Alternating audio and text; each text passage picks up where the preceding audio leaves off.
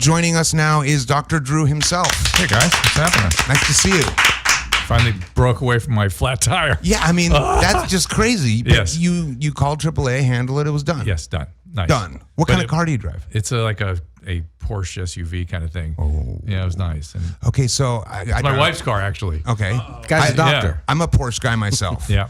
Isn't there some, I mean, those cars are very temperamental and you can't just call any random. No, you can, but it's even worse because I was riding on just threads on these tires. It's the leased car. I'm going to give it back in a couple of months. I'm like, I'm going to make it to the end of the lease on these tires. Yeah. Didn't work. Oh, I'm so pissed. Oh, I'm man. so mad at myself. Well, you don't be mad at yourself. I'm mad at myself because I needed tires 3,000 miles ago and now I have a flat tire. Well, welcome back. I mean, I can't believe that you decided to come back after the last experience here. What do you mean? Well, I mean, I thought you came on our show and then I just never heard from you again. Are we allowed to swear on this Yes. show? Yes. What the hell are you talking about? I don't know. I'm just being fun. But we are thrilled to have you back. It's happy welcome to be back. here. I'm always happy to be here. And it's also really timely because, as you know, we just did things. We're in the holiday season. Yes. And that is the season typically of depressed affect. Of depression. Yes, yeah. it is. And I'm feeling it a little bit myself, and I'm wondering where that's coming from. Like, what is it about the season that brings up mental health issues? Well, I will start with something not obvious and uncanny that I noticed back when I was a resident. Shit would go down around the holidays. It was the craziest thing. People would come in with cancer presentations. Oh, really? GI bleeds, things that don't have anything to do with anything, but it would all come crushing in right around the holidays. I don't know if people put off, just like me with my tires, and then things fall apart, but they don't make it to the new year. But it would always come, and people would call me from out of the blue with random and bizarre questions and requests. This is always the 3 weeks around Christmas. So there's that. There's some sort of uncanny seasonal something that happens to us as human beings. Is there any truth to if you're working in, like, say, ER or like the trauma, trauma intake? Is there any truth to the full moon theory that things do get a little ramped up? It seems like it when you're out there. You swear it does make a difference. But I worked for 30 years in a psychiatric hospital, and we would joke about it, because I used to do call there too at night, and there was an uncanny presence. But isn't it interesting that you worked at a psychiatric hospital and the loon from lunatics is based on the lunar movement? That's where it comes. So there's something there that goes. And maybe it's all just statistics. Maybe it has nothing to do with anything. It's just these statistical sort of patterns that develop. But the other issue, obviously, is we're drinking more, we're using more, we're stressed out about it. Family, we're stressed out about year end, we're stressed out about money. Money, that's what I'm saying. We're stressed out about FOMO, or now with social media, we have envy, and everybody else is having a funner time than I am. So there's a million other reasons that make us feel horrible. Yeah. Welcome to Christmas. Merry Christmas, everybody. I mean, the social media thing you tapped on, and I know that you and I have talked about that quite a bit. Dude. It's the worst. It's getting worse and worse. It's getting worse. And I'm just as bad as anybody else. In terms of the envy and the FOMO and stuff? No, not so much that. Showing the good side kind of thing? Well, no, because in my description, in my bio, I say that. I say, these are pictures I'm comfortable with showing you guys. However, don't be fooled. I still feel all the feelings that you do and have all those moments. This is just a slice of life. Because I want to be honest about it. Like, it looks like my life's amazing, and most of it is, but I still go through human. You still don't really want to be me. Right. Yes, exactly. You don't want to be alone in my head. Let's look at these. Like, if I could put a picture of what's in my head, no one, I would be unfollowed by everybody. Oh, nice. But boy, that's a TV show. Yeah, I know, right? That'll get picked up immediately. But do you see this? Okay, so now we have Facebook kind of under siege because it's just thankfully, and there is a senator-elect that just came out that is going through like different bills and laws, and that Google, Twitter, Facebook, Apple all have their freedom from prosecution if they attempt to suppress information. Right. You know what I mean? Yes. So these big corporate things structures, are going to shift. They've been getting away with a lot for a long time. Things are going to shift. But more, I'm concerned about how people are behaving on these social media platforms. That's my biggest concern. This sort of mob behavior. This was something you and I have talked about before. That has gotten worse. And I really think we're entering a period of history that is unusual. I mean, there have been other periods like this where mobs have formed and done horrible things. Of course. We're going through something similar. I think so. Yeah. And I sort of throw it under the kind of narcissistic term that we all are sort of, all of us have certain more narcissistic traits than in maybe hundreds of years past. For sure. And as a result, we are liable to envy. We're liable to aggression. We're liable to acting out on other people or not valuing other people's emotions or not valuing even our own emotions at certain times. And so that's a perfect formula to, if you give people a nice big town square and something to point at, they'll do it. Yeah. But I mean, in another way, I'm just full of good cheer this year. Yeah. This is but this is good to talk about. This is real stuff because I actually think it is good cheer because the listener who is, has FOMO or is envious of, maybe you can hear us now and say, listen, it's not just you. Everybody's going through this. Everybody's going through it, and the answers are all the same in terms of avoiding it and healing it and getting better from, which is the real source of meaning in life and filling those holes in ourselves are other people and close relationships and being close and being of service to other people and having some sort of spiritual it's all the stuff that we always talk about. Yeah. And it's the solution to all these things, but I don't know, people are fearful of even entering the frame of closeness with other people because they're not accustomed to it. Well, it's crazy being, I'm at my age, 51, seeing some of my friends' children, watching them be born and grow and then now be on Instagram and being like, I can't follow my bass player's daughter. I can't because it's totally, it's, you know what I'm talking about. It's like we're seeing kids that we grew up with as children. How old are they now? They're like 16, 17, 18, and they're doing all the stuff. I have people that I work with people that are experts in kids and social media, and they themselves would not let their kids use screens at all more than about 2 hours a day. That's really smart, and that's it. And they're monitored. It's hard, man. It's hard when they're all on these screens, and that's part of their social fabric. I don't have an answer for it. I fall guilty of it, because my son, who's 12, is a gamer, and I allow him to play at certain times because it's really, other than being at school, it's the only socialization he's getting because they're all on together. The headsets and everything. Yeah, I hear them laughing and making jokes and they're talking, but if he's just sitting there, well, can I play my phone?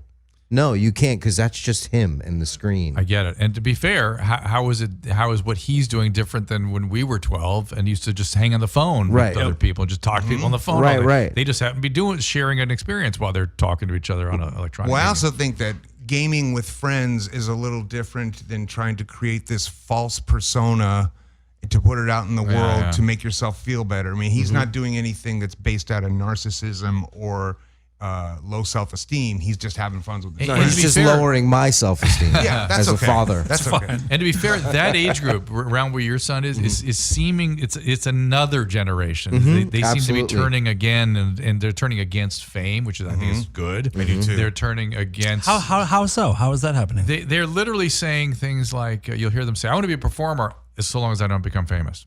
When if the millennial and Gen Xers, fame was the goal, whatever they were doing. That's what they were just motivated by that singularly. And I think this next generation learned how empty that was. Wow, that's big. I think it's also that's all those YouTubers that are famous are of that age right before this last generation. Yes. Oh, right. And because I know my son and them do look at them like douchebag, really? like the YouTube guys. Oh yeah, there's a lot of that. Yeah, and yet some of them are making $12 million. It's insane. It's insane. Being a douchebag. Yeah. Do children or teenagers or kids experience seasonal depression? Sure. It's different. I mean, depression is very different in adolescence, very different in childhood, but certainly there can be. We're all prone to these. The light cycles affect our brain functioning, right? And if you have any tendency towards that, it becomes more pronounced. Really, major, at what we think of as depression and anxiety, that really comes on at 18 to 22. That's when actual, psychiatric. Oh, is that right? That's when the stuff we think about as psychiatric illness comes on. But there are plenty of adolescents that are depressed. Plenty of adolescents have. Well, that's also anxiety. the age where you start to reflect and realize that certain things that happened to you in your childhood weren't always the greatest things, and then now you've stuffed them that long, and now they've surfaced again, and that's what happens to me. And I know that I start feeling a little funny around the holidays because there's family dynamics. Then there's loss comes up then too. Loss and melancholy, for the past, and like and nostalgia and mortality of the future. Like at this age, like, oh my God, it was just Christmas 5 minutes ago. You know what I mean? Awesome. I didn't quite bring us down far enough. Dave's going to take us all the way. Oh yeah. Well, it's like, how many more of these? You're I only got here left? once every once in a while. I get it every day. How many more of these do I got left? And then even the kids. These shows particularly, or No, Christmases. Okay, you know what I mean? Like who it comes, and I'm like, oh my God, I better. This could be my last one. Really relish this one. On my birthday every year, I post thanks everybody for reminding me I'm 1 year closer to death. Yeah. It's I will tell you though. Let's try to flip this a little bit. The one emotion that I don't see enough of, and it's sort of taken from us by all the fear of missing out and the envy and stuff, is gratitude. Yes. And when people express gratitude, I know they're kind of in a good place. Yeah. They may be they may be struggling in certain areas, but when somebody can genuinely feel grateful on a regular basis and they'll talk about it and express it, I know that person's fine. Yeah. And it's, if you think about, religious practices, there was a lot of, I'm grateful. Thank you for this. Thank you for that. Thank you for our blessings. We don't even think about that anymore. No. We're ingrates is what we are. Yeah, which is really, really true. Yeah. It's really true. You brought up religious practices, and I go back and forth with people on this, and I don't know what your viewpoint is, but I've never had a problem with any of the world's religions. What do you mean? Me neither. Okay. Well, I haven't a problem with how they've treated each other. Exactly. What people do with it is the problem. Yes. But a spiritual practice, like, I have no problem with someone being a Christian. I mean, that's the thing I want to get at, is that it seems with the social media thing and with the Instagram and the Twitter and all that stuff, like, you can say whatever you want without any. Well, that's the problem. Any pushback. There needs to be some pushback. Consequence. And it may be people start to bring in libel suits or something. There's got to be something, because the people that own the platforms are being irresponsible. But it's starting to infringe upon our freedoms of expression. I mean, because when you freedom of speech or freedom of expression and you say something that people don't like, you will get persecuted for it. You could have your life could be ruined. Yes. Mm-hmm. Yes. Yeah. For misuse of a word, not even misuse of a word, stumbling over a word, or somebody's idea of how you use a word. That's right. There's not just thought police. Now we have word police. Oh yeah. All over the place. It's crazy. And it changes. It's a moving target. You got to watch out. Oh, I know. And so that's why I never tweet when I'm drunk or on LSD. Refuse. A good policy. Very, very good practice, Dave. Good policy. But it really is getting to the point where, and I just did this benefit the other night for our troops, the military, and I was thinking, man, and before the show we had a trauma panel, a discussion that I spoke on.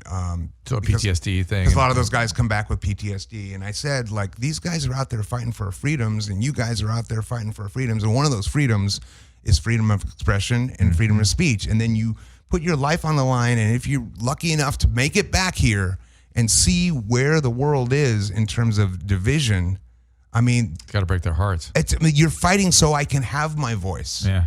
And I can't have it. No. It's really weird. Especially in our line of work where we're visible, it's like we're going to be crucified. It's uncanny. Actually, if you accidentally say the wrong thing, or whatever. And by the way, an apology, because outrage and what's the other sort of emotion? Just outrage. Outrage is the greatest currency people have going. Outrage is the new black. People love being offended. Yeah, they love being offended. That's what I was looking for. Offense, outrage, and virtue signaling is how you gain status. Yeah. Outrage is the new black. Yeah. No offense, Darren. What did you just say? I think no. What are you talking about? I was making a joke. Oh, okay. No, you aren't. That wasn't a joke. That's very. He made the Todd, joke. get out of here. He made the bad I'm joke. offended by you, Todd Newman. I was making a joke. He's trying to lay it on me now. I can't believe this guy. Yeah, whose career should I end Can't wait for tonight? these guys to get their show rolling. You know what I mean? We can get the playback.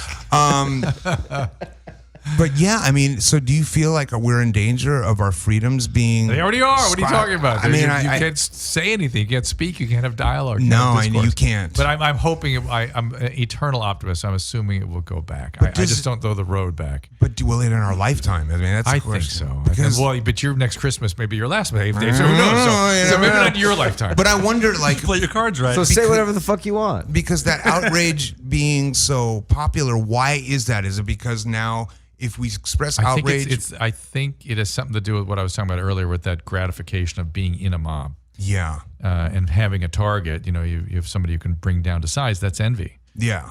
and so People are getting famous for it too. Yeah. You know, they're getting to be in headlines. They get to say that I ruined this person's life. And Yeah. Is there a sense of purpose attached to that you think? I'm sure people would say so that do that, Right. but I don't. I can't. It just must. How does that feel good? Yeah. I don't know, because I mean, I remember, and I say this all the time, growing up with my dad, who is a Republican, and I would see him and Democrat friends Talking and chatting talking and of going to course. lunch and going Yeah, to yeah, dinner, of and they course. just think, they had disagreed politically, but they were friends. Like, Yes, that's the way it used to be, and I don't. And because we had a common sort of attachment to American virtues and values, right? And the system that was created. But I think that even that is being sort of looked at disdainfully because it's all white male patriarchy and none of it's any good anyway. So right. And do you think that the current administration is as responsible for the state of divisiveness that we're in? I think that administration has created the acuteness of it that has come to the surface because of him. Yeah. But it was there. I mean, the people that sent him in because they were reacting to the thought police. Right. They don't care what he does. As long as he's a stick of dynamite, they're fine. Right. Keep going, keep blowing things up. That's crazy. Yeah. We've lost our way. I know, and it's so hard for me because I have such high respect and esteem for The Office. Yeah. You know? I have this feeling that it's not going to come from our leaders, I don't think. I think there's got to be some sort of cultural move, and it comes in the zone of apologies and forgiveness, and because of social justice warriors and things, I start to think about things and I think, oh my God, I got that wrong, and then I feel just embarrassed, and then I want to apologize, and I thought that should be healing if more people It should did be. that. Yeah. And when that Kavanaugh thing was going on and the questioning, and I said it here, if that guy just said, look, I know we were underage kids, unsupervised, and we were drunk, if I cross the line, I'm sorry. But It's I think possible. people are fearful of have been fearful of doing that. They're afraid of the crowd. They're afraid of the mob. They're afraid of the consequences. Afraid of losing their jobs. And I think we've got to find some higher plane to operate from, where we get it together again. So who are the people that you look to that are speaking that language that people can? I don't see much of it. Yeah. You right now. We're talking. I mean, about I'm right now. trying to. You I'm know what I trying mean? to make it an issue. You know, me too. And so I sort of feel like it's got to come from many sources. I say President Pinsky. Yeah, let's do it. Well, yeah. Vice President Navarro or President Navarro? Oh, I'd do it. I would do it. Yeah, Yeah. you need a Mexican on the ticket. You know, Yeah. to get the It's a Latino vote. surefire way to get in there. That's for sure. You're in. They don't want you to get out, so they take him, so that There you go. we keep him in office because we don't want Navarro taking over. We want the Mexican in charge. He'll be your Pence. Tear down because the wall. My first point of action would be tamales at all Christmas functions. Oh my God! Yes. National food is now tamales. No, for the Christmas food. Forget the turkey. The tamale. That's what Mexicans do. Yes. I'll tell you a story. When I was 7 years old and we had a Christmas, we went with a traditional Mexican tamale dinner, right? And I was 7. It was my first tamale. And I didn't understand that it was wrapped up in a corn husk. You ate the corn husk. I ate the corn husk. And I was like, this is terrible. I hate this. Why do you guys like these? And my mom came over and was like, oh no, honey, you have to take them out of this. It's like eating a Twinkie with the wrapper on Your it. white mom had to tell you. Yeah, it's I'm crazy. imagining your motorcade is all lowriders right now. I would love that. That's right. That would be beautiful. But I mean, I have my problems with the administration and what's going on now. Sure. But if something happens that I agree with, I can't even express that. Yeah, I know. I don't care. I think I think we need like a new, well, I don't know about a new party, but something called like the Pragmatism Party. Yes. Like what are the, like think about the state of California and how, and even the city of Los Angeles, how they're not attending to the citizens. Right. There are people languishing in the streets by the hundreds of thousands. The traffic is, why do you think I got a flat tire coming in here? The roads. Yeah. You can't even drive on the roads. And traffic is so bad you can't get from one point to another ever. Exactly. And what are they worrying about? He's running for president. He's worrying. What are they doing? What are they worrying about? Things that don't matter to people that are trying to live in this town. The housing part. You just go right down the list. Transportation, need more trains, need more everything. They're doing none of it. Well, I mean, as soon as they open up those borders, that problem ain't going away anytime soon. Right. You know what I mean? That's right. And it's like, that's the problem that I'm having, is that it has turned into this, like, I believe that we should have strong borders. Yeah. I believe that. It doesn't mean that I don't think that someone should come for asylum. I don't think that, it's not a racist statement. I just don't want. Well, go face down the federales at the Mexican border with the machine guns if you want to go in there. That's what I was saying. And if you'd like to go to Canada, good luck. Exactly. Harder, yeah, even harder. So I've suggested to a friend, what we got to do is we have these. I cannot live with the way the homeless are treated in this town. Exactly. I like, why aren't we taking care of that? We're taking Darren here was homeless for a little while. Yep. And then you here was homeless for a little while. Yep. And but if you're motivated, you can find some services that can help you. Did you find anything? Yeah, absolutely. But if you're not motivated, or you're a severe drug addict, or you have chronic mental illness, and the illness makes you unable to be motivated. Yeah, I'd say a lot of the people just don't want the assistance. Correct. Nor do they want the government in their life. That's part of the illness, though, that makes them not. And when you get them better, they're pissed and looking back. So I told my friend, what we got to do is take 1,000 homeless folk and for sure a bunch of heroin addicts, and they need asylum. They're being mistreated in this town. They're being abused. The cops mistreat them. The city's been mistreating them, and they need medication-assisted treatment. And they have heroin in Vancouver. They give you heroin. I know they do. So take 1,000 of these folks. Let's seek asylum in Canada. Yeah. Let's do that. Yeah. See how Canada deals with it. They're not going to take them. Of course not. Not going to take them. I can barely get into Canada. And they need what Canada's got. I know.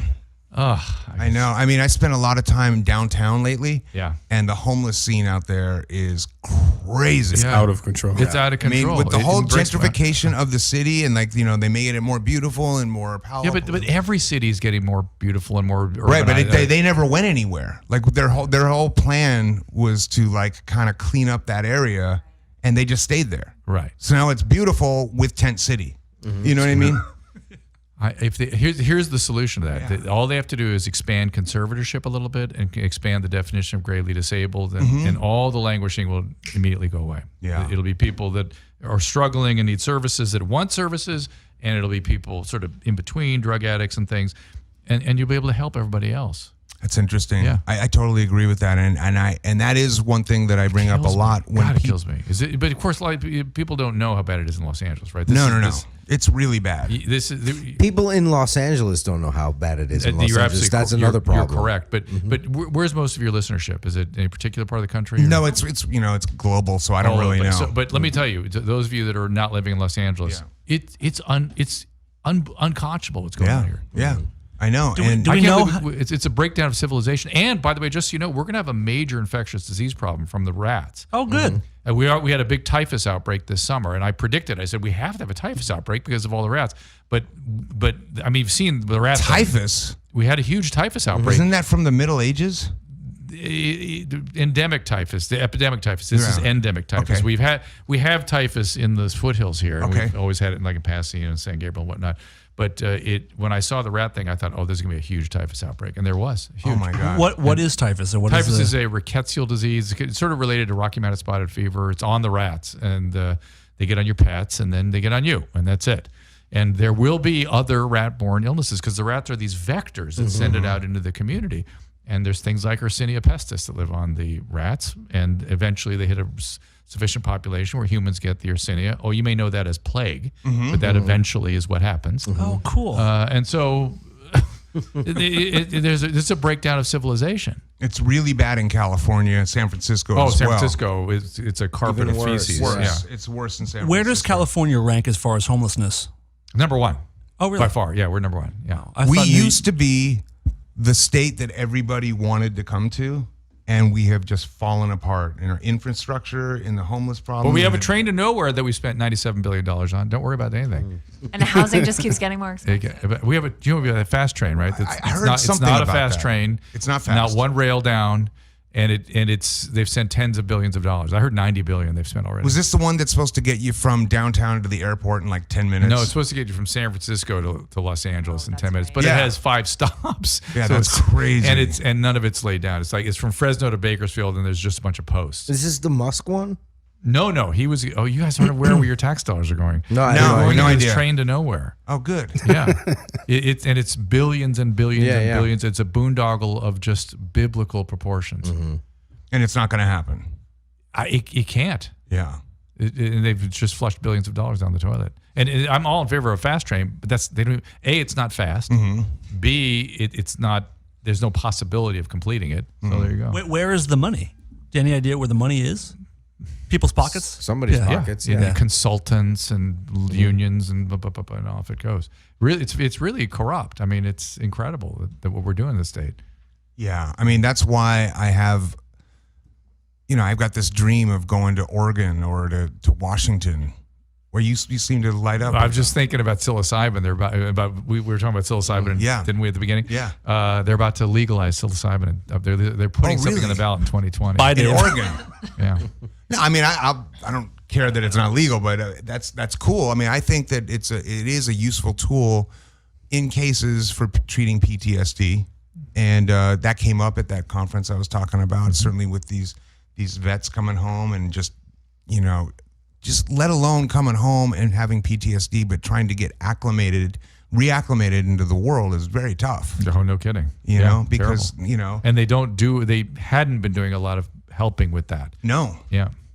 And even, especially like the guys that have done multiple tours, they're used to having a goal and a mission. It's this simple, and this is my directive, and this is what I'm going to do. And they come home and they don't know what the fuck to do. And they're traumatized beyond the things that they've seen and gone through. And I believe that there's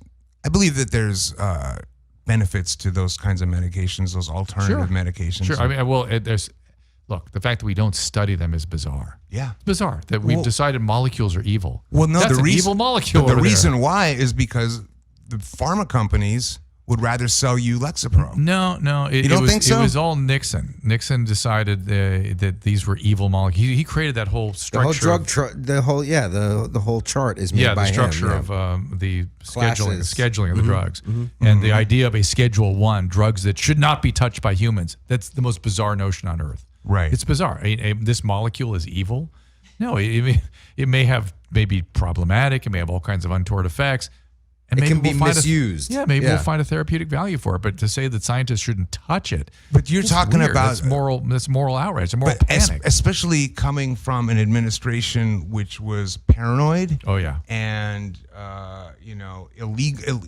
Ran with illegal. I mean, that was the most until the Clinton thing. That was the first impeachment in my lifetime. Yeah. You know what I mean? And I remember it going down the White House. I mean, the Watergate thing. And so you're telling me that today have you seen the Clinton affair? That documentary? Oh, it's so great! Binged the whole thing. It was amazing. Oh my God, I couldn't. When it ended, I was bummed.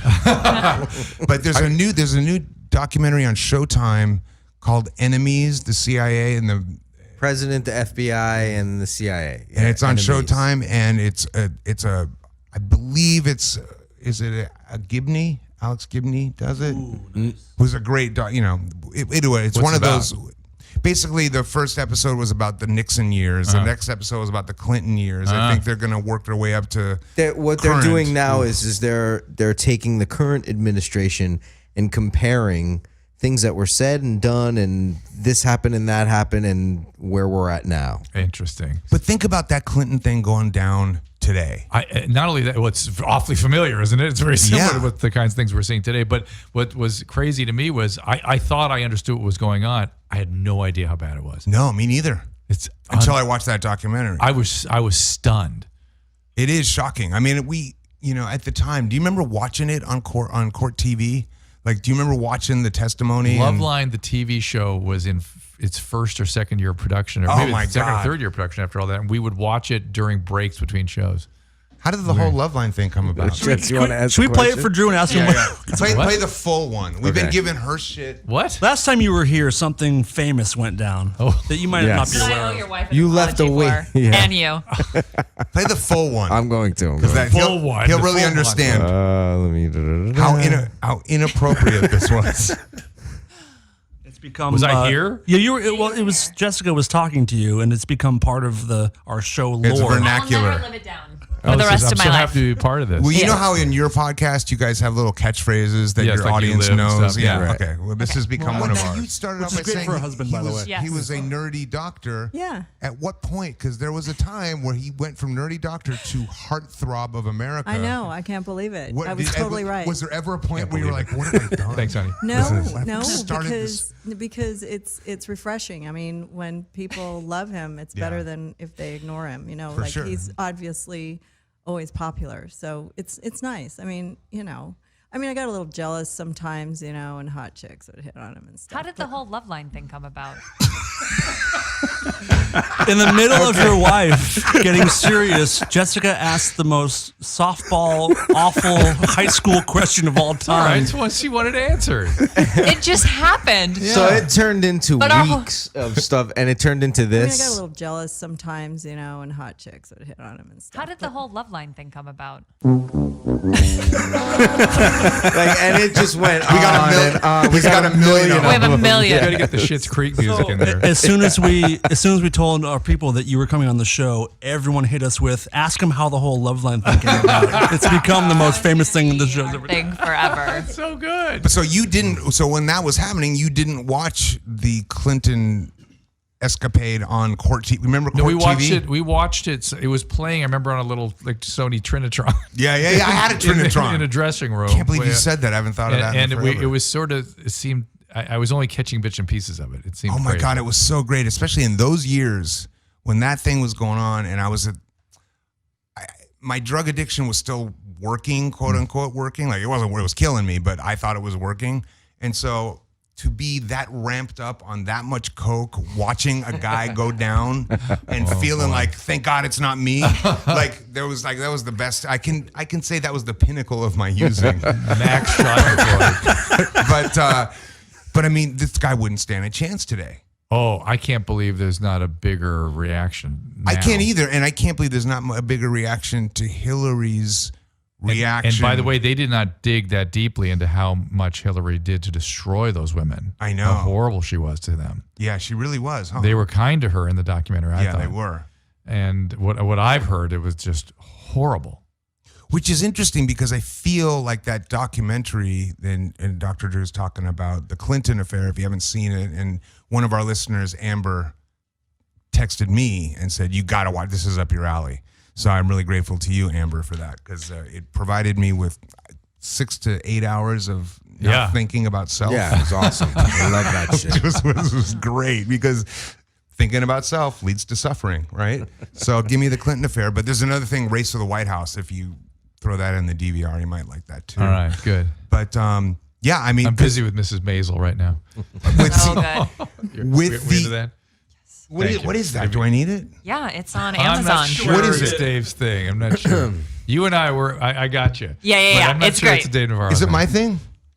It don't might. know. I think it might be. You might like it. What is it? He would surprise the you at what premise? he Like likes. a girl trying to navigate the stand-up world. It's But, sort like, of loosely based on Joan Rivers. It's Oh, okay. Originally, season 1 at least was sort How of. did the whole Miss loosely- Maisel thing come But about? I did like that Showtime series about the comics. I'm dying up here. Oh, I love that. I love that series. That was one of my favorite shows Yep, in like the me last too. 20 years. Very good. Yeah. I love That and the Deuce. The Deuce. I didn't get into the Deuce. I watched the It's good? first few and then that kind of lost It me. allows me to sort of dig into my hatred for the 70s. I just watched it I for the love it. I just love the Merkins. But see, here's the what I thing. love. James Franco, who is a very talented guy, by the way, he plays twins in that, Yeah, right? He's amazing. And it's like this guy not only is in every other film that comes out, He's in this twice. I'm gonna take these 2 parts. Like, enough already with this guy. Yeah. You know what I mean? But I didn't get into The Deuce, but I need a series to binge because I just finished the Clinton affair, and I just finished. Did you watch Kidding? Kidding. I finished. Kidding's good. Great. Yeah, I liked Kidding. I actually liked it. What did you think of that? It's good. A little kind of weird for me, but Ginger Gonzaga, who played the girl with the cancer, is a friend of mine. So Oh, really? fully supportive. Oh my God! Who just Crushes him. Crushes him. Yes. How about the dinner table? Oh my God. But those days when the Clinton thing was going down and we had court TV and like that was a real special thing. But you're right, they didn't get into because at that time the Starr investigation was all about whether or not Whitewater. It was about That that. was supposed to be about. It was supposed to be about Whitewater. Then it got into all this stuff. Then it got into whether or not he perjured himself. Right, the perjury trap. And I didn't know till I watched the documentary that they had a 2-year relationship. 2-year relationship where they were having phone sex all the time. Going over there and having sex. I just constant. I thought it was like a couple of outings, you know. Yeah. No, this is 2 years of this. Yeah. And for him to say that he didn't have any sexual relations and then come back and say, well, they didn't define the right understanding of sexual. So it depends what is. Yeah. Which is the greatest. That's up there with Senator. You're no Jack Kennedy. Yeah, that's junkie lying. It was. You know what I mean? It is junkie thinking. Yeah, totally. God, that's so good. By his definition, I never had sex with my dad. But yeah, man, I'm very concerned about where we're headed, and it's weird. It's weird, and tell me what you think, because I mean, I am literally on the fence between packing it up and moving out of state and deleting all my things, or sticking around another year because I do like to make money, and I only know one way to do it, and that is in the public space. Yeah. You know what I mean? But I don't blowing dudes. But I don't love. You beat me to it. But I don't love the public space. Are you? It's dangerous. What's your relationship with it? It's dangerous now. Yeah. And it's always been something that I've been relating to because I want to do something. I want to make a difference. And as you make me think about this in this way, my commitment gets even stronger because when the tough, it's tough times. Hey man, that's time to sack up for me, because I claim to want to be a person who wants to make a difference with media. So now it's on. Yeah. So it would be very hypocritical. I mean, it's appealing to get the hell out of Dodge. Yeah. But it would be sort of hypocritical. I mean, now's the time to step up a little bit. Right. So I plan to try to step up. Now, whether I can or not, or whether I can make a difference or not, or whether I'm get destroyed in the process, who knows? You for sure do. I mean, I know that I've been reached out to by a number of people who either my story or my book or whatever has helped them, and you've done, just years and years of service. You hope, but now I just don't see what it is that we should be doing. I don't know yet. It's weird too, because we're at a time where, on the one hand, you can't say anything without getting crucified, and then on the other hand, you have certain people that can say stuff, and they seem impervious to it. Who do you think of? Well, the writing's on the wall on that one, but we have maybe like Trump himself. Yeah, Trump himself, or just people of higher stature in that way. Well, he gets crucified for everything he says. Yeah, but not really. But at the same time, he's also lifted up for the same exact thing. Yeah. It's so divided that if you say something fucked up, you're gonna get lifted up to here by certain people and put down here. Right. But there is a difference, because certain people, in Hollywood or certain public figures, that they get pushed down and they stay down, and other people get pushed up and they stay up, no matter how much shit they get from the other side. But those are the people who are expressing outrage at the one who's down. Yes, and I would tell you that for the most part, if you have an employer, you got to be careful. Because if they come after you, the employer will want to get rid of you. Yeah. If you have your own business or something, like Corolla gets away with shit all the time because he's like, hey, I'm my own person doing my own podcast, and you can't touch me anymore. Right. Now it's difficult to tolerate all that attack. And then there's him, and then there's Roseanne. Basically, right? Exactly. Right. Roseanne, you lose their job for sure. Yeah. Instantly, immediately. Or Brian Williams, boom, instantly. Oh my my God! But no, Brian Williams is back. I know, but sort of. No, he's back. Compared to where he was. He would like to be where he was. Yeah. He's not where he was. That's for sure. That's for sure. But Yeah, he's working and he's lucky, I guess. Yeah. But the point is well taken. It's you could you could lose your livelihood, and that's that. In terms of bringing out the guillotines, which is what we're doing. Losing your livelihood is just a step under losing your head. Yeah. In the Soviet Union they used employment much more often than they used prison or murder, because that's a very powerful and dangerous thing for people. Interesting study I just saw on Wall Street is that on the heels of the Me Too movement, they were told not to hire them, not to be around them, not to travel with them, women can't get jobs on Wall Street. Yeah, their legal advisors are telling them you cannot be alone with a woman, you cannot spend time with them, you cannot be seen traveling with a woman. That's what happened. I saw this coming I did too. I miles saw away. it too. Like, how could you not know that this was going to be? I one absolutely of the agree with you. And now, if they're actually not hiring women, then they're going to have a discrimination problem. Then there will be a lawsuit. But if it's just that they're avoiding them, that's a subtler problem, because now they can't move up in the systems because the people in authority don't get to know them. Right. That's right. That's horrible. That's right. I have a friend who's a lawyer, and he wanted to hire a woman to work with him, and he was told by someone, you have to hire 2 women so they're always together, so you never have one alone with you. Oh my God. So he was told to hire 2 just so they could have like a witness to each other. Does that apply to prostitution? I got to get 2 now? Yes. Damn. Yes. Sorry, But Dave. luckily there's Groupons for really those. sorry. 2 for 1. Thank God. Yeah, Thank God there's a solution. There needs to be an equilibrium somewhere. With that I feel like it will achieve an equilibrium. Guys also need to stop being scumbags. Too. Oh, by the way. Yeah.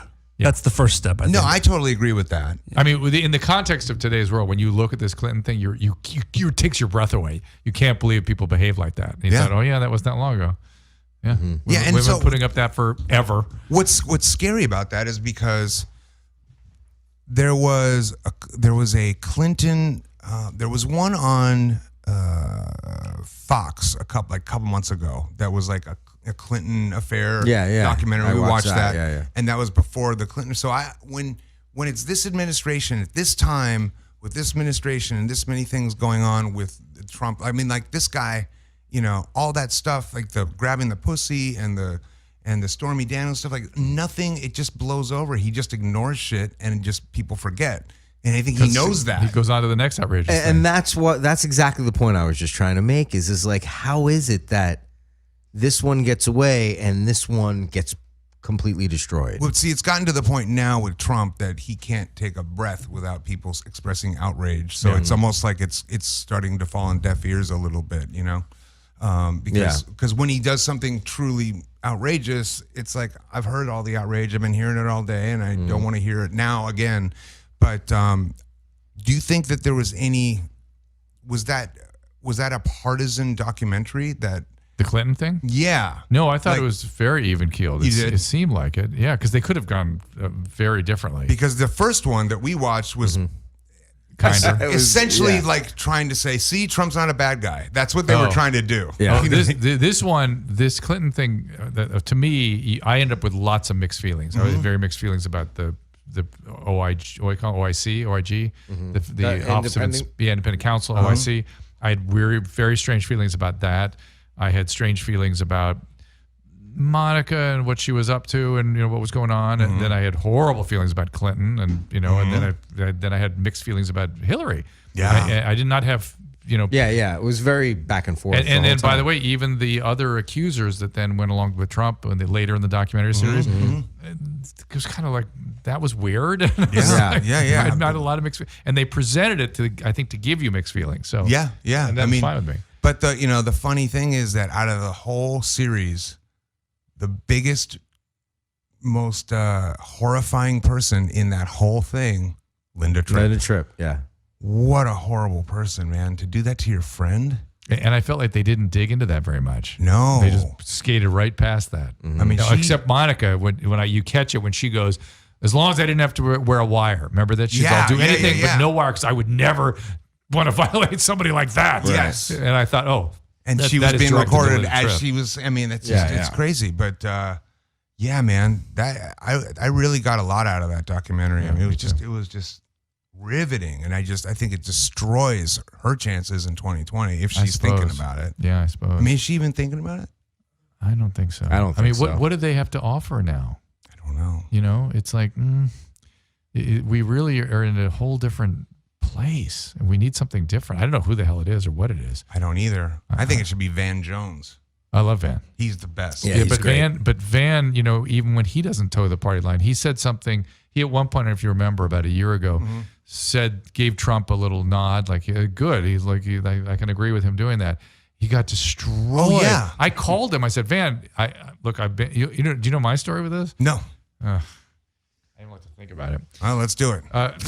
This is for your healing. Okay, all right. Let it out. So I was doing the HLN show back then, and I used to do a lot of CNN, and it was during the election, and I couldn't figure out what the hell was going on. I'm very moderate. I can kind of see everyone's points of view and think that's sort of I'm my a thing. registered independent. Me so too. I'm with you.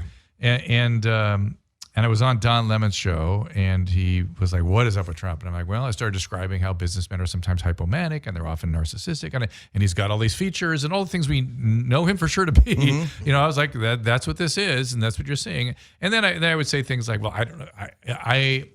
History is too complex for me." In other words, Theodore Roosevelt was a narcissistic maniac, total bipolar, complete maniac. One of my favorite presidents. So I don't know that's what they are, but it feels dangerous, and maybe it's good, maybe it's what do I know?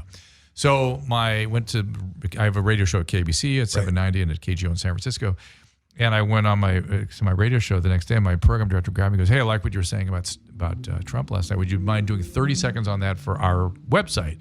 So I sat down. I did hypomania and narcissism and difference between malignant narcissism and just big narcissism, and he goes, great. And I was getting up, walking away, and he goes, "Why don't you do 30 seconds on Hillary too, just to balance it out?" And I go, "You know what? They just released her medical records. They released her medical records, and her medical care is shitty. There was some real serious problems with her medical care. Really? And oh my God. So I did 30 seconds on it, and didn't think anything of it. Drudge Report picks it up and puts it as a headline as, "Finally a physician says she's unqualified for office." Oh my God. That's the headline. And her people came down on me like a ton of fucking bricks. Like I felt like there was a mafia team. Yeah, it was bizarre. And HLN and CNN went nuts. I mean, nuts, like silenced me. And that was the last time I was on CNN. So you're telling me that CNN and HLN and the Clinton machine You've seen what's going on these days with CNN, right? Yeah. How they change direction. About the immigration, everything. But now, HLN had already about 3 weeks before that determined they were going to stop my show. So then they stopped. So 3 weeks later, we stopped the show and we just canceled the show. And the whole world went, "Oh my God, you see, it's because he said these things." And I said, "Hey, let me get up and set the record straight that we'd already decided to stop it. Yes, you weren't happy with what I said, but it has nothing to do with losing the show." Their response was, "Shut up. Just shut up. Don't say a thing." Okay. Wow. Yeah. And it was intense. But I mean, so you're talking HLN, CNN, the Clinton machine silencing you. Your God-given American freedom. And by the way, all I was saying, I was giving I was discussing the care rendered by my peers. Yeah, it had nothing Here's to the do with problem. her. Let me tell you the problem. She had something called a transverse sinus thrombosis. You ever heard of that? You have these 3 big veins in your skull, and you can get a clot in them. Exceedingly rare. It was part of when she hit her head, remember? Yes. Yeah. Associated with that, she had a stroke. Does it happen as a result of an injury, or can it rarely? But when it does, it's usually a sign of hypercoagulability, that there's something wrong with your coagulation system. And she had a stroke. Remember, she was wearing those glasses with well, that's because she has what's called intranuclear ophthalmoplegia, and her eyes weren't moving right because of a stroke. So she had a stroke and a transverse sinus thrombosis, exceedingly rare. And I was looking at her care, and I'm like, "Oh my God, they have her on Armour thyroid, which is an old-fashioned, like desiccated cow thyroid associated with hypercoagulability." Yeah. And they were treating her with an old-fashioned blood thinner called Coumadin that you normally would use like Xarelto and things. Yeah. But Coumadin's okay, but I was like, I'm not sure that they're using old-fashioned medicine. I just was critical of their care. Right. And by the way, after I did that, the doctors actually responded very appropriately. They immediately got a hematology consult. They responded to everything I said almost like it was an interrogatory. Wow. And they sort of lined things up a little bit better. They still kept her on the thyroid, not because she's hypothyroid, because she wanted more energy. Right. So the doctors that's another sign that the doctors are letting the patient dictate the care. When you have a special patient and you're sort of turned on by taking care of Hillary Clinton. Oh, Miss Clinton, I'll make you feel better. Here's some thyroid. They may be causing that problem. I still believe it could be causing the problem. So then she had and she was, there was just multiple things going on that concerned me. That's all I said. I was concerned. I didn't like the care she was getting. Yeah. They'd released a medical record. I was analyzing the record. I didn't say anything about her qualifications for presidency. Wow. I mean, if you look at Kennedy, who was one of the sickest presidents we ever had. He was just straight up drug addict. Was that right? Addison's, opiates. You Really? get hypoadrenal, hypotestosterone. You hear patients talk about it all the time. But he had What a great life he had. He had back issues, and what chronic opioid user doesn't have back pain? I still have you know back what they were pain. doing to deal with the fatigue from the opioids? what's that? Meth. Oh, good. They were giving him straight up amphetamine. Speedballing. He was speedballing. Kennedy And if he had speedballing. lived another couple of years, who knows what would have happened, I know. right? So that was all doctor induced, and the same doctor that was giving him that, Marilyn Monroe, was the guy that came out here and gave all the people that died of drug addiction out here. Same dude. What's that guy's name? I can't remember. But it's not. What's his number? Not Noguchi. It's not Noguchi, right? Noguchi was the coroner at the time. Yeah, the coroner. whom Okay. I've had major beef with. I literally was on a documentary on John Belushi. Mm-hmm. If you've ever seen this documentary, it shows up once in a while. Aykroyd's in it. I've seen it. Yeah. And Noguchi's in it going. And Noguchi, we were waiting in a waiting room together, and I'm like, oh man, he's just, this is a drug addict. She goes, oh no, he's not a drug addict. I go, what do you mean he's not a drug addict? Belushi? Shooting speedballs, yes. And he goes, oh no, he was just experimenting, and somebody shot him up that way that day and didn't know what they were doing. I was like, what the? That's crazy. No wonder we don't know why Marilyn Monroe died. And he does not have any clinical judgment about drug addiction at all. Doesn't have any knowledge. And I fought with him. He's like, absolutely no way John Belushi's an addict. Have you seen? I mean, being a doctor and having Is that incredible? and That's having insane. that kind of access. Have you seen? He was people that know he was the coroner. He was for LA County. A lot of people say he was the last person to sleep with Marilyn Monroe. If you know what I mean. Oh, dude. You can't really blame the guy. Come on. I mean, she was on. I just accuse him of not understanding drug addiction at all. And why should he? He's a pathologist. They Right, never but take care of drug but addicts. doesn't that affect the postmortem Diagnosis? Yes, of course. That's why, again, like why we don't know what Marilyn Monroe really died of. We don't really know what happened there. Somebody who really understood addiction could put all the pieces together. Right. I mean, they were shooting her up with Demerol and stuff. Ugh, terrible. I mean, we're not that terrible. It's horrible. The first couple of days is not so bad. But Demerol's for lightweights. I mean, I'm sorry to have you in here, and I know that you're sorry to have well, me. to have it be all political, but I mean, no, I prefer this direction from the downers conversation we were about to have. Well, I didn't think of it. Let me as talk about how the whole love life thing happened. I didn't think of it as a Let's start from the downer. beginning. As a downer, as much as just realistic. I mean, because like people do suffer. I suffer a lot of Seasonal affective. Season stuff is really hard for me because I don't have my own another family. thing. The days are shorter and light less. I don't have kids, so I can't traumatize them. Where do you go? Holidays? I go back to my family's house, and I By yourself? I'm not bringing anybody in there. I can't do it. I can't Yeah, do but it. you come and do stuff with the kids and stuff. Oh no, I go to Yeah. your house afterwards, but that's not traumatizing for me. For me, going back to the family and having that to visit that dysfunction again is tricky.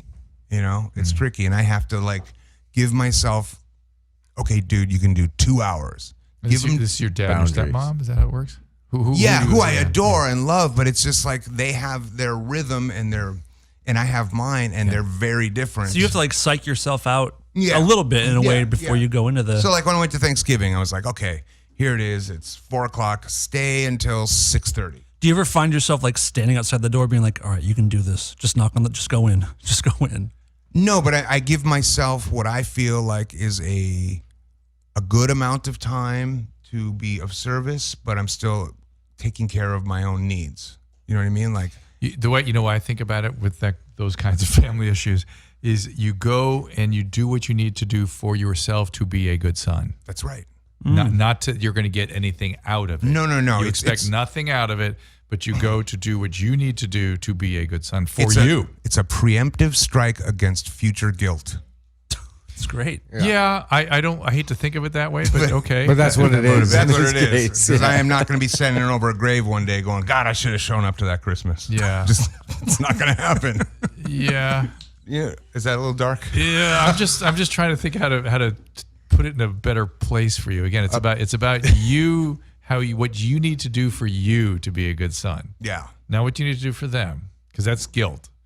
Oh, that's what I thought you meant. That's what I thought you were referring to, is doing it for your family. No, you do it for you. Right. What do you need to do to fulfill what you think you need to do to be and that's a what good I think. son? And I give myself a reasonable timeline that I know I can do and handle, and I don't extend beyond it, because then I'm not taking care of self. Right. I'm now in a codependent situation. Yes. Do they guilt you when you want to leave? A little bit. Dave, so soon. Yeah, a little bit.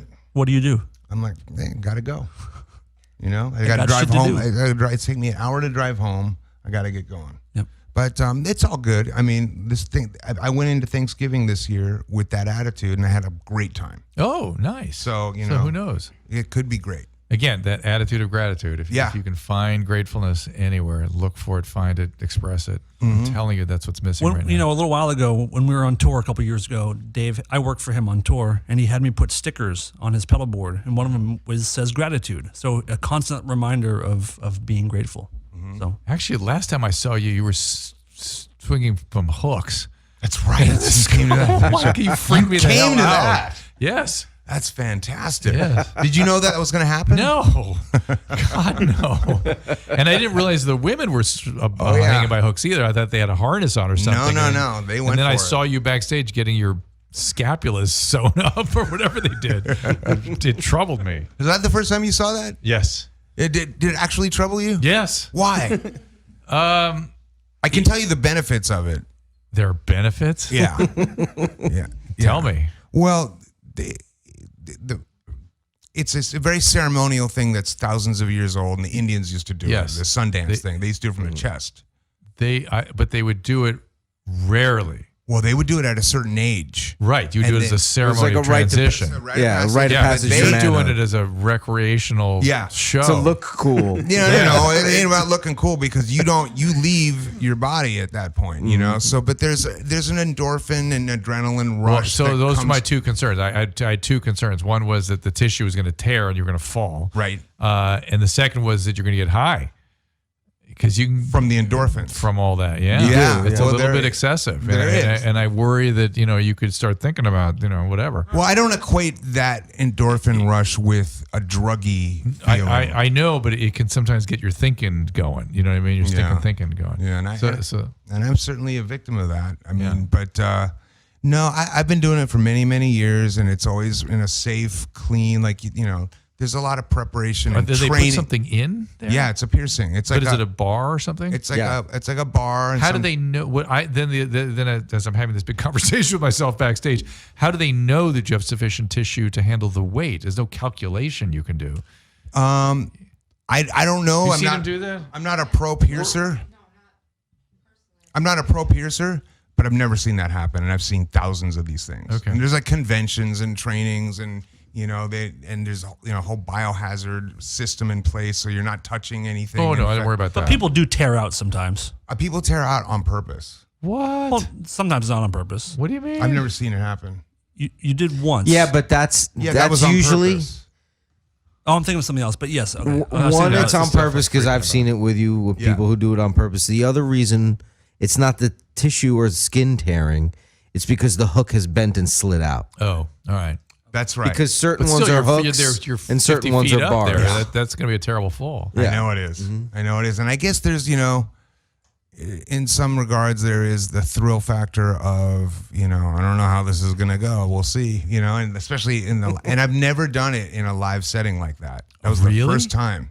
Wow. So that was. Where do you normally do it? For videos and stuff? Or No, we do it at my house. I have, oh, for fun. This past summer, every weekend I had a party. You got to have Drew over to one of the parties sometime. Oh my God. Oh my God. You should see it in I'll person. be such a downer. No. It's Like, no. I love it. Grandpa Drew is here. But yeah, every week over the summer we had people over and doing it over the pool, and yeah, it's recreational, and there's a community around it, and I think that's really what it is. Listen, I'm not saying it's not cool. No, Yeah, that's not my point at all. It's cool. it's dangerous, But for sure. As a doctor, I just got a little freaked out. Yeah, of course. A buddy of mine hung from his knees from a helicopter. Oh my God! So he went up in a helicopter and was tied up, and then cut the ropes in the air and fell down just on the hooks on his knees. And parachuted down. Yeah, and parachuted down. It was pretty amazing. Forgive me for not being so excited about that. I'm going to send you pictures I that'll just think fucking about all the shit scar that you can go forever. down. Anything going on that you want to promote or that you're doing? No, just my website, drdrew.com, and everything's there. Just doing a lot of podcasting now. A lot of maybe get a YouTube. We're getting some stuff going. It's all going to be sort of digital stuff. Okay. Now, the podcast world, which I guess we're a part of, is that right? Technically, yeah. Yeah, that's what this sort of whole thing is here. Well, this goes out live. Yeah, so no, if I know, you want but to this take the phone, that's what I like about it, because I started at Indy with Jessica at Indy 103.1. I see Jonesy every day now. Yeah, you do. And that's where I got my start in the radio business, and then the podcast business took over. Do you think traditional radio, television, all that stuff is just going away? No.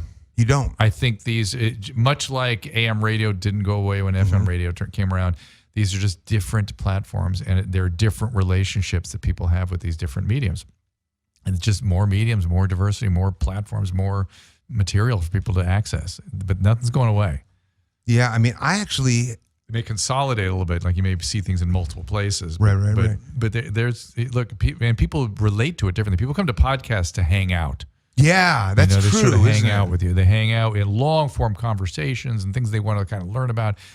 Radio they got that rhythm and callers and commercials. And it goes on and off. You're in and out of it but there's something the different. audience. Absolutely. There's something different about grabbing something out of a broadcast through the air, grabbing onto it when you're in your car or whatever, and then going away from it, as opposed to seeking out a podcast and hanging out with it for a while. So as someone who does interviews, do you prefer the short form 5-10 minutes, or do you prefer to come in for an hour and a half? And me, if I'm the object of the Yeah. interview, I prefer, whether I'm the interviewer or the interviewee, to be at long form. But I'm willing to do short form. I mean, that's a skill set, and it's something most people don't listen for that long. I mean, that's how you get more people, more ears, the information. Yeah, I mean, it's interesting. My friend here, Gala, asked on the way in, what are we going to be talking about tonight? I was like, I don't know. Hanging out. Yeah, conversational. You know what I mean? That's like, I'm not going to ask medical questions. I don't prepare. Do you prepare? You have to a little bit. Sometimes, not much usually. Yeah. Sometimes I'll read a book or something beforehand, but usually, and plus my thing is I'm interested in the person. I want to hear their life, their relationship, how what exactly. happened. And I don't want to hear them tell me the stuff I looked up. Exactly, I can look it up. You don't want to hear bullshit like, how did the whole love lines thing come about? The best. Well, yeah. I mean, have you listened to Slow Burn?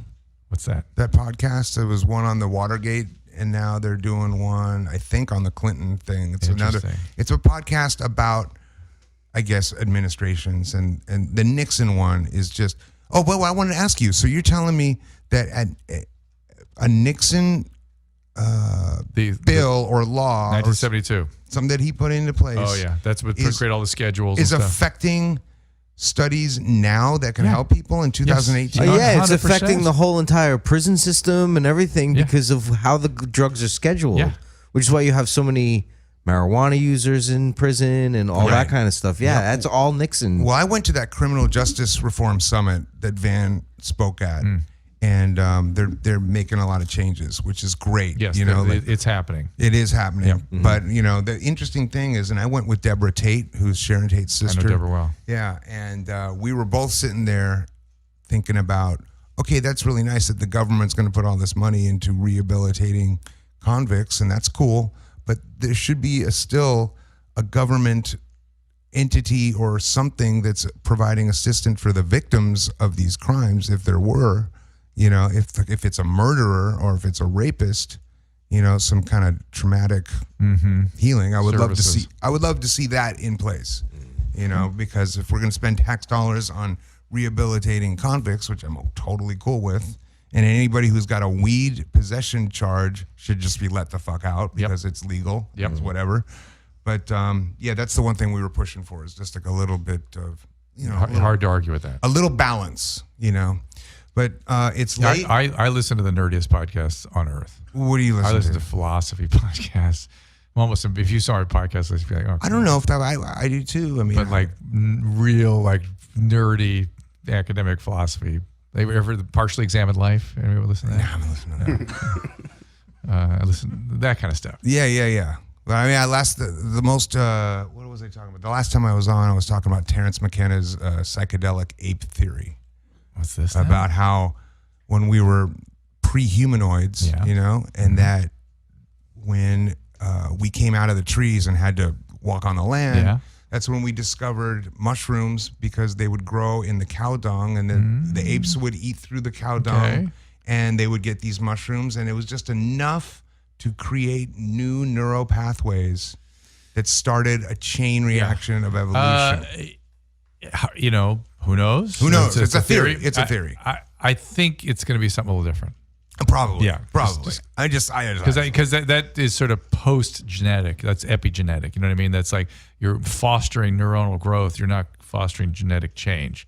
Right. And but he's saying that there was this minimal amounts over like 100 I know, but years. we have a whole layer in our cortical system of cells that no other animal system has. Yeah, I've said that many times. So. Drew just crushed your fucking theory. No. It just no. Who knows? I don't know. All right. Well, Dr. Drew is here. You can catch him. Go to drdrew.com. You can catch him on KBC. You can listen to his podcast live. You guys have cameras in there too, right? No. Not anymore? Just radio. The ABC studio? No. No, the podcast. Oh, with Corolla? Yeah. I do some. Oh, you were on. Well, yes. No, we do some. We do some on Facebook Live, and we're going to be doing them on YouTube. And you came on This Life podcast with me and Bob Forrest very kindly. Thank you. And we do record that one sometimes. Yes. Yeah, we're usually recording. We're just, as you can see, we're just putting our big toe into It's good. The streaming aspect. Yeah, it's of great. all. People like being able to drop in, and you can just keep it up there, put it on Instagram, and put it on Facebook, and it's good. Yeah. All right. Well, we have 3 minutes left, so let's just get out of here now. Dr. Drew, thanks so much for coming back down. Thanks for having me. Someday I'll come back and tell you all about how the Loveline thing happened. We have that kind of time. Yes. All right, guys. I'm not here next week. Neither are we. We have one more show in the year. Who's on that show? John Heilman from the circus. Great. That'll be amazing. Yeah, none of us are. I'm going with you, so we're not here. But we're next here week? for the circus interview. The 19th. Yes, but and next then week, we're off for a while. Okay. Next week. Well, I'm off it for 3 months. Which I means can we're put off, it out there to our listeners. You can possibly even request what you want to hear next week. What do you mean? Oh, as far as a rerun? A repeat episode. Interesting. Yeah. Guest wise. We'll But isn't that still just in the list of podcasts? They can just go listen to it anytime. Well, they want. can listen to it then too. We also have a bunch of old shows we could throw to. That's right. We have The Vault we could throw to. Yeah, but we have to go through that. But is the Vault the non-PC one that I made you take down? No. I mean, our old shows from the beginning of Dark Matter, Dude, 10 years ago. When all this shit was going down and like the Me Too movement was like at the pinnacle of all of its stuff, I was like, guys, we got to pull all those shows down right now. Pull them down. I was freaking. I mean, it's just like it was scary. You could. It was you were hysterical. You understandably. could dig through some show and find something off color that I said, and out of context, it would just be that any of us said. Even in content, people don't like humor anymore. You're not allowed to really be funny. No. But we'll keep trying. And what about this Neil deGrasse Tyson thing? But he's welcoming an investigation. That's all. He is. Yeah, he said, please go all the way with this and let the facts speak for themselves.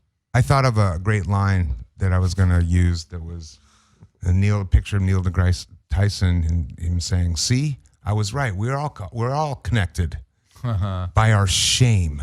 We all live with shame and secrets." All right, Dr. Drew, thank you so much. We will not be back next week, but thanks for being here, and we love you. deliver a pizza ball.